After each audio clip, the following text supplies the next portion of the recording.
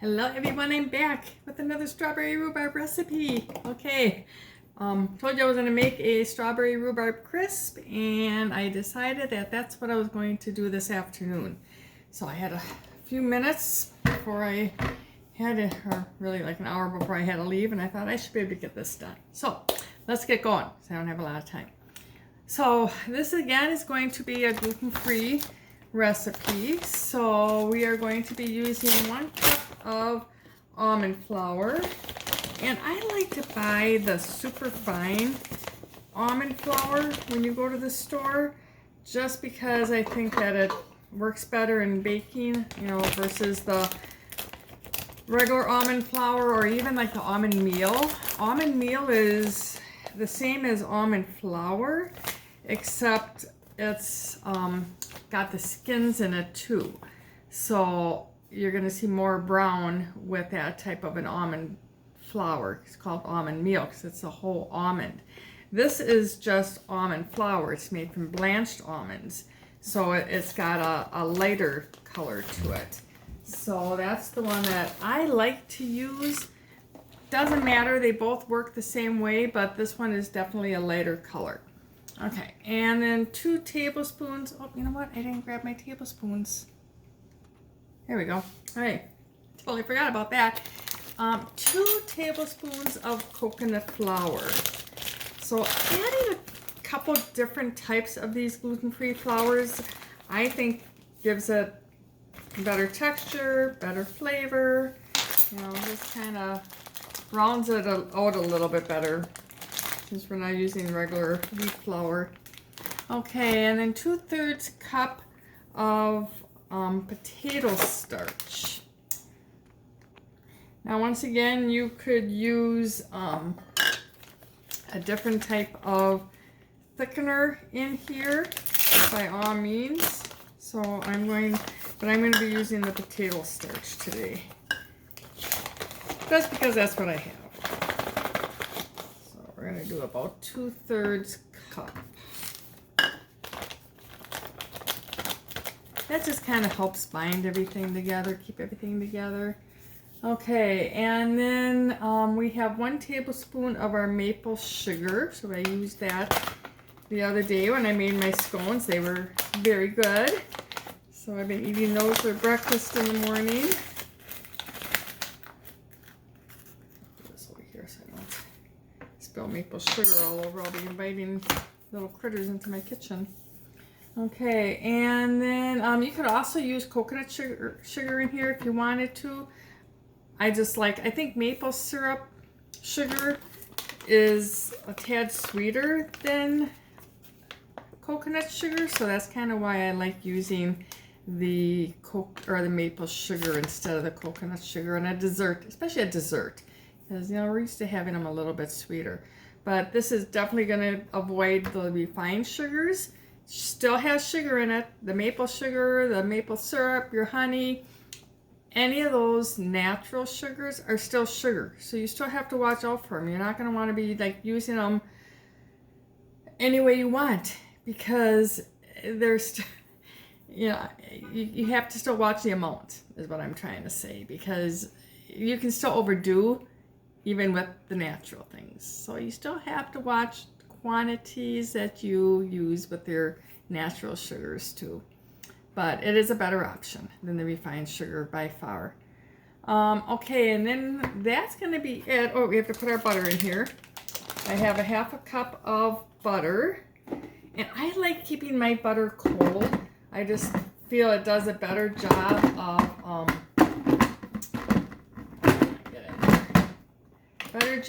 of coaxing this up and making it hold together. All right, it's gonna be noisy. I apologize. I might even turn it on and then turn the camera off until it's all done. We'll see. I might just pulse it. Not too bad. You just want to do this until it makes like a coarse crumb mixture. Make sure we got all that chunk of butter. You can kind of see how it's starting to come together now. See how it's starting to clump together a little bit?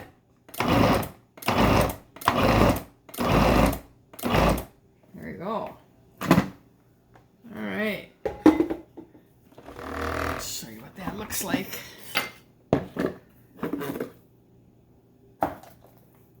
So can you see what that kind of looks like? So we're just going to crumble this up then into little pieces when it comes time to do our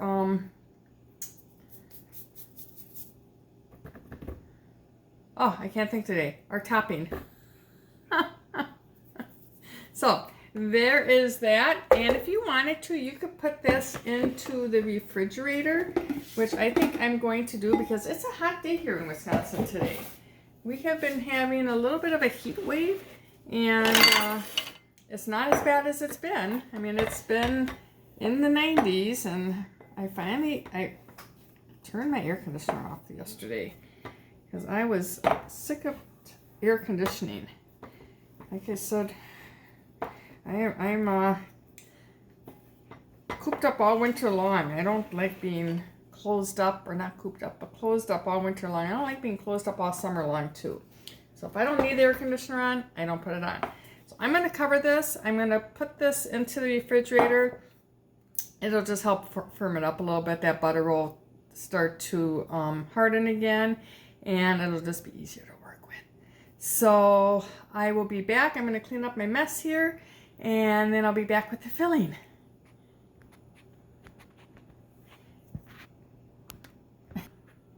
Well, I guess I'm not finished yet. I was packing up, I was cleaning up, and then I saw my egg.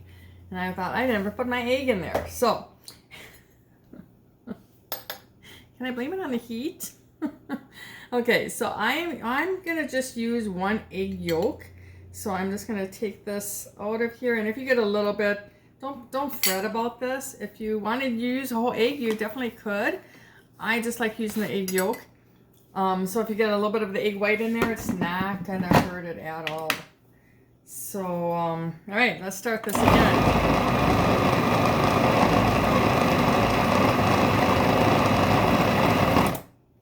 All right.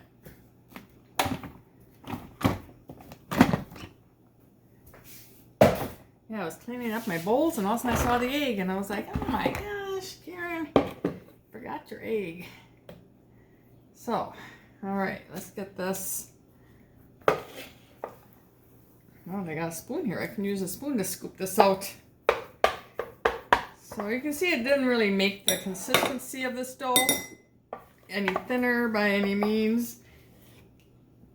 It's just going to help it raise a little bit. All right. There we go. That was the only thing I forgot, I promise. So I'm going to clean up here, and I'll be back in a few. All right, I'm back. I think I turned it on and turned it off a couple times. Got some strawberries already cut, just because for sake of time. So on this recipe, I like to also keep my strawberries and my rhubarb about the same size when I cut it, so that everything cooks evenly. I just turned my oven on to 350, so that's going to be ready to go when I am.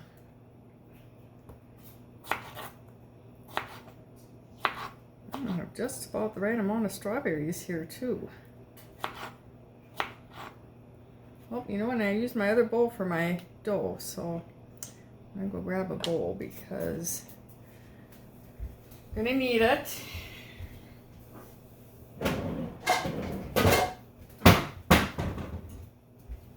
Not organized today. You think it was Friday or Monday?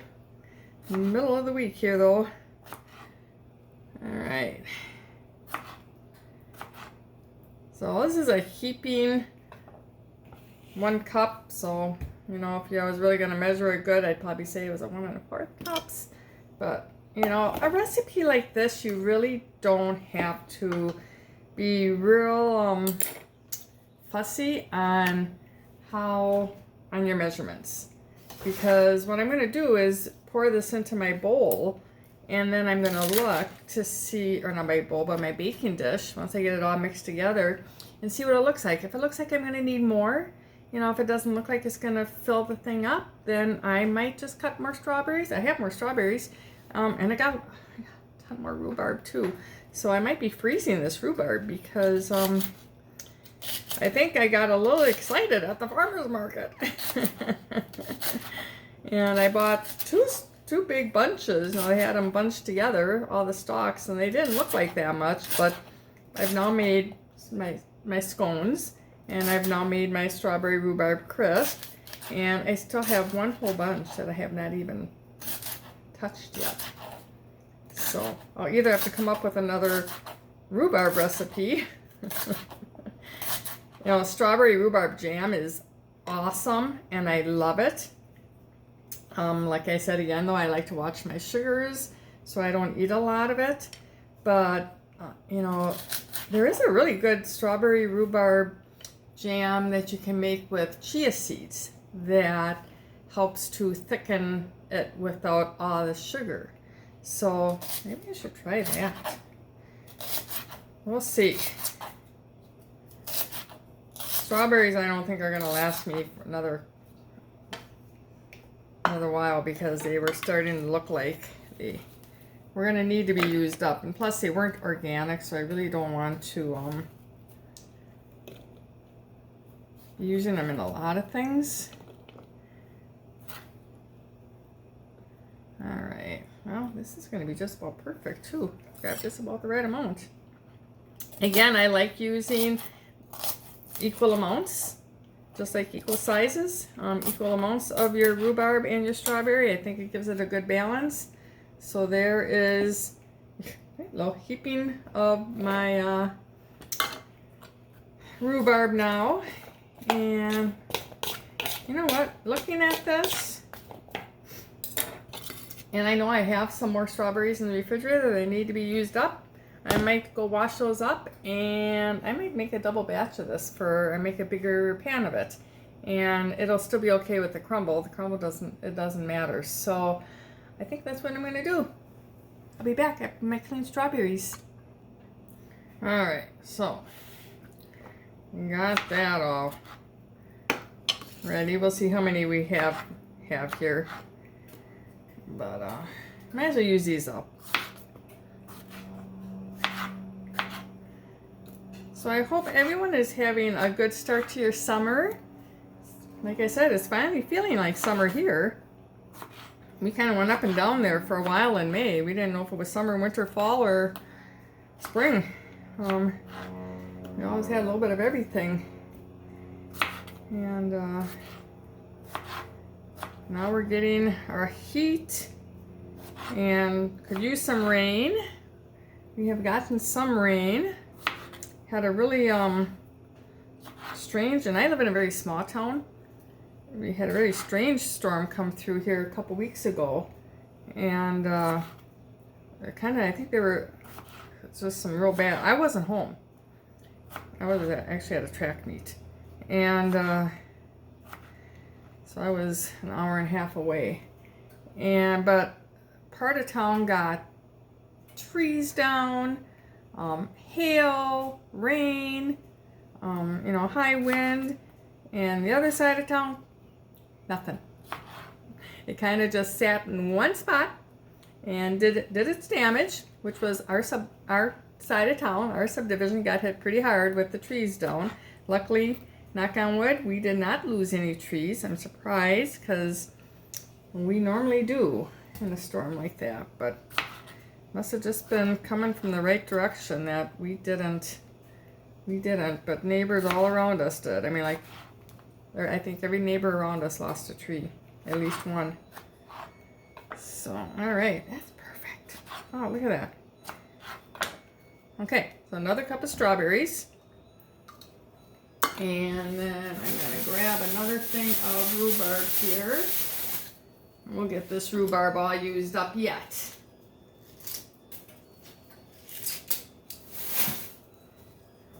Oh my gosh, you know, I was talking to somebody the other couple weeks ago, and we were reminiscing about rhubarb when we were younger and how we used to just take it and oven must be done heating.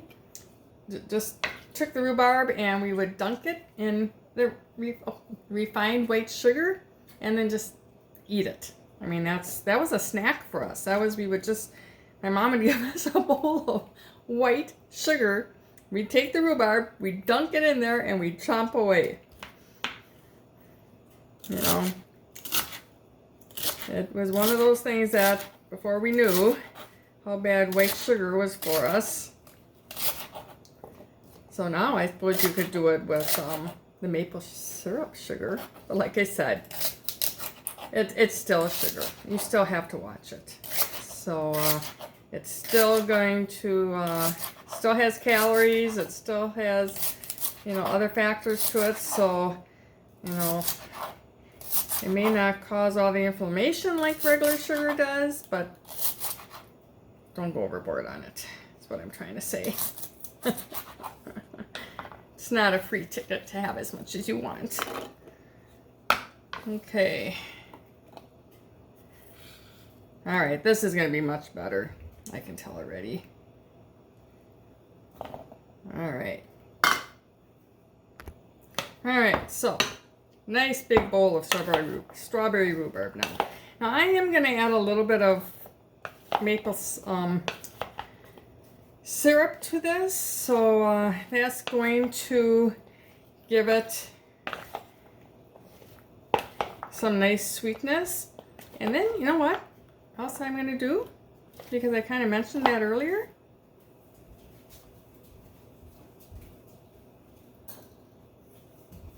Sorry, I don't mean to keep walking away from you guys today, but you know, as things pop into my head, I'm going to try them. All right. And here it is. Looking for my tablespoon. I got some chia seeds.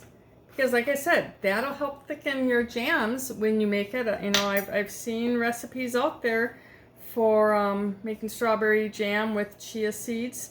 I'm going to put the chia seeds in here. That's going to, I can not add as much of the maple syrup then. And then I can just add the chia seeds. So I'm going to add about 2 tablespoons, and you want to make sure you get a good maple syrup. Do not buy, you know, like the lady in the jar pancake syrup. You don't want that. You want pure maple syrup. So, oh, the lady at the farmer's market, I got to tell you, next to me, she has maple syrup that they age in, well, they don't age it, but they make it. Oh, I'm not a maple syrup. I'm not sure exactly how it's all done. But they put it in aged bourbon barrels, bourbon barrels, and they let it sit in there. I don't know for how long, but it kind of absorbs the taste of the wood and then also the bourbon. Oh, it was so good. So I think I'm going to be buying some of that. She's like right next to me at the farmer's market. Like, oh my goodness. All right, let's see here. I'm just going to see what this tastes like. I'm going to do the rhubarb.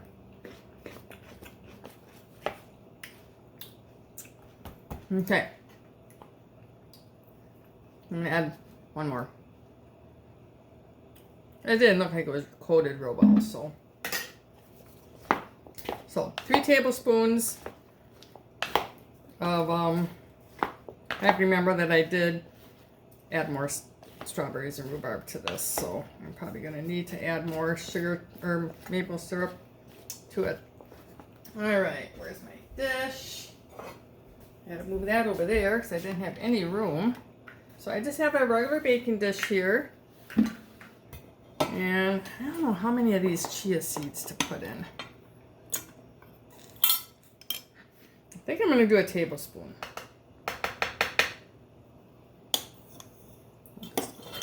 I'm going to stick them in right there with. Now these are going to swell up really, really good, and you're not even going to know they're in there. So don't be afraid of using these. Nobody's even going to know they're in there. And you didn't have to add as much sugar. Now another thing that I want to add to this, just to give it an extra little, what's that flavor? Is because we're having the almond flour as our crust. I'm going to add a little bit of almond extract. Now this goes a long way. You don't need a lot of this. Oh, it smells so good. So I am only going to use a half a teaspoon of the almond extract. Because like I said, it goes a long way. You don't need a lot. or it'll be overpowered. That's all you'll taste is the almond extract. Oh, it smells so good. Oh my gosh. It smells so good. Okay. Anybody questions you about the chia seeds, tell them they're the strawberry seeds. The seeds must have come off the strawberries. I don't know what happened. Oh, you can tell. Chia seeds are very healthy for you. Very, very healthy. I'll post some benefits of the chia seeds and I'll post some benefits of the rhubarb because rhubarb has awesome benefits. I mean, just, whoops, uh-oh. I'm going to have a mess to clean up there. I spilled a few all over my sous chef is, yeah. Where she is. My pup. There she comes. She's, oh, I think Mom called my name. Here, snack on the floor for you. See if she eats it. Yeah, no, she's like, yeah, no, this is not good.